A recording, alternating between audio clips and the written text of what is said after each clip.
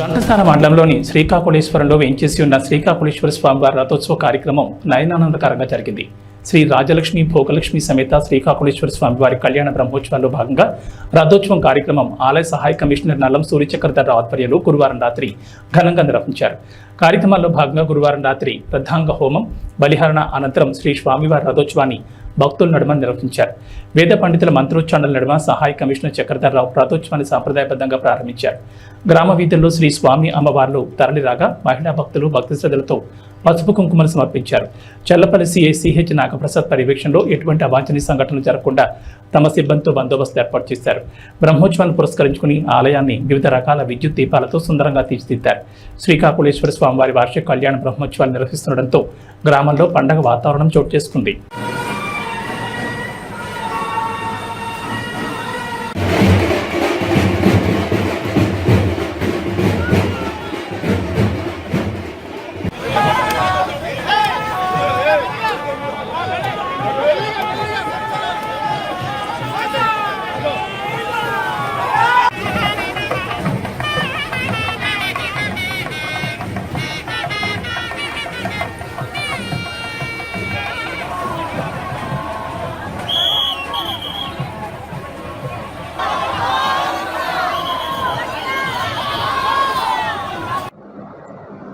ఓం శ్రీ విష్ణువే నమః.